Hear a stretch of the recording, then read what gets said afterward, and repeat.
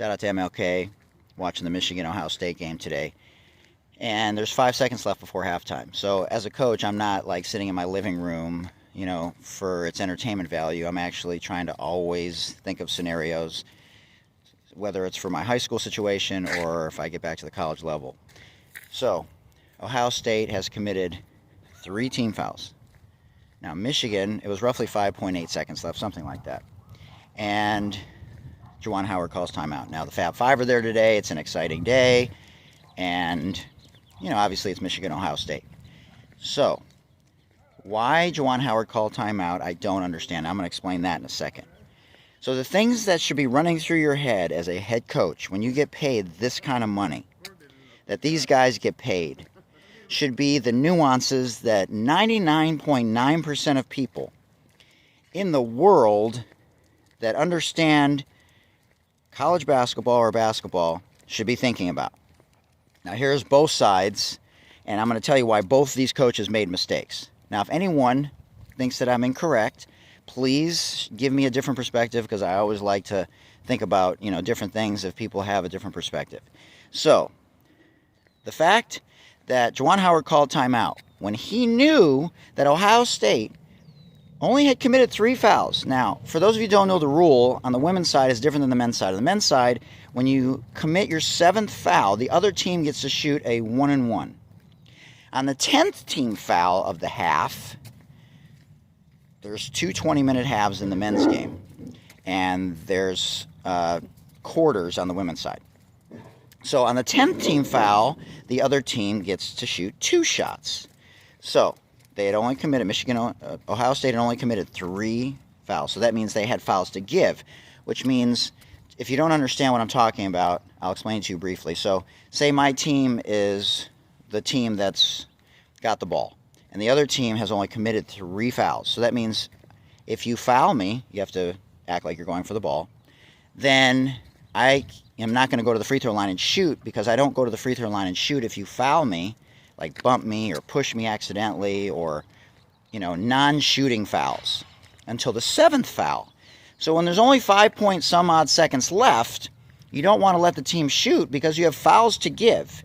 You can foul them unintentionally, intentionally, so that they don't get a shot off, so then time runs off the clock and they'll have maybe 1 second, 2 seconds left by the time they get to 6 team fouls, because you don't want to foul them on the 7th, because that would mean they would go to the free throw line and shoot.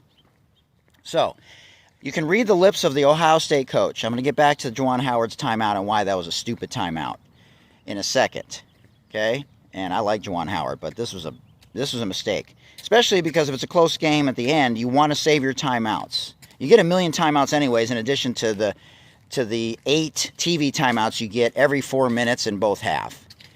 Anyways, that could be less if there's a stretch of 8 straight minutes of basketball, but that's another, sidebar. So Juwan Howard called a timeout, and you could read the lips of the Ohio State coach, and he's saying, wait until they dribble. And, theoretically, that is a smart thing to say, because you don't want to foul them while they're holding the ball and triple or quadruple threading, because they could go up as you're fouling them, and the ref may give them 3 shots, right, or 2 shots. So you want to make sure they're dribbling first and then foul them, because they can't be shooting if they're, dribbling necessarily. Well, the ref wouldn't give them that continuation like they would in the NBA. So now, as I was replaying this message, I thought about one other thing. Why did Ohio State not put 5 subs in the game? I actually thought about that at the time. I forgot to talk about it. Put 5 subs in the game. They would probably know to foul, because that would be their only job, and they weren't going to be playing that day except in this unique situation. So the fact that you didn't put 5 subs in the game so that you would save the fouls of your primary players is another thing that I don't understand why the Ohio State coach didn't do. I would have had 5 subs in there. Make sure you foul. You should have already talked about the situation and shoot around or something similar to it during your practices throughout the year. The first time they do it, it's good. But what I noticed was that Ohio State wasn't up. You should be right here. You should be up tight on the other team, because there's so many pick and rolls in professional and college basketball that if the scouting report said go underneath the screens, but in this specific scenario, you can't go under the screen because if you go under the screen, he's going to get a 3 off, and you're not going to commit the foul that you have to give, which you're only at 4 now. You still have 2 more fouls to give. But if you go under the screen, he's going to get the shot off. There should be no help under any circumstances in this situation. So now there's about 4 seconds left. So what does the guy do from Ohio State? He goes under the screen. And what does the Michigan player do? He goes over the pick and roll, and he shoots a 3, nothing but net, wet. I was so irritated. I was like, this is what you get paid for. To tell your team to hug the player you're guarding. Do not go under. All you do is trail, and nobody else helps. Nobody else helps. And the second he puts it on the floor, or if you get beat because he makes a nice triple threat, quadruple threat move, you grab his arm. But because you went under the screen, you allowed him to get the shot off. Now, why was the timeout by Juwan Howard not a good choice? Because if you knew that the other team was going to foul you because there was only 3 team fouls, you or one of your assistants should have said, Coach, don't call a timeout. They're going to have to foul us anyway. So that was a terrible timeout. Now, I don't know if they'll need it later in the game or not. But these are the kinds of things, along with time management, that you as a D1 coach, especially at Michigan or Ohio State, you shouldn't be making these mistakes. Come on, Jor. And I swear to God, if I was an athletic director and I knew anything about basketball, I would be bringing the coach into my office and be like, look, man, you cannot mess up these scenarios. This is what we're paying you to do. So anyways, let me know what you think. I was so irritated at both situations. Like, both coaches messed up. And like I said, I don't know what the scouting report said.